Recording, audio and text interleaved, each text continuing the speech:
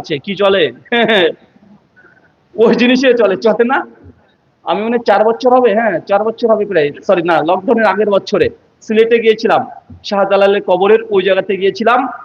তো যাওয়ার পরে আশেপাশে দিয়ে যখন যাওয়া যায় না, মনে হচ্ছে যে এমন একদম নেশার কারখানা ঢুকে পড়লাম।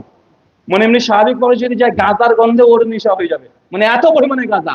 তো আমি, আমার ড্রাইভার ভাই ছিল, আর আমাদের এর সঙ্গে ঢাকার একজন বন্ধু রায়হান রাজীব ভাই ছিল। তো আমরা গিয়েছি, যাই কি হয় একটু দেখি। তো ঢোকার পরে দেখছি যে আরে বাপ রে বাপ, কবর জিয়ারত করতে ঢুকেছি, জিয়ারত করেছি।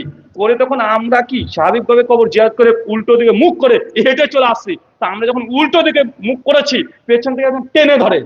আমি বলছি, কি বাবা কি হলো? এই কি বাবা কি হলো? এদিকে এইদিকে কেন? আমি বলছি, কি সমস্যা কি হয়েছে? বলছে, আপনি পেছন ঘোরালেন কেন? কারণ আপনি পেছন করলে বাবার মাজার তো আপনার পাছার দিকে হয়ে যায়, তাই উল্টো করে হাঁটতে হবে, মানে উল্টো করে হাঁটতে হবে রুটের মতো। জোর করে আমাদেরকে উল্টো করে হাঁটে নিয়ে বেড়াচ্ছে। আরে ভাই, মক্কা মদিনা একটা আমাকে 7 ধাপ দিয়ে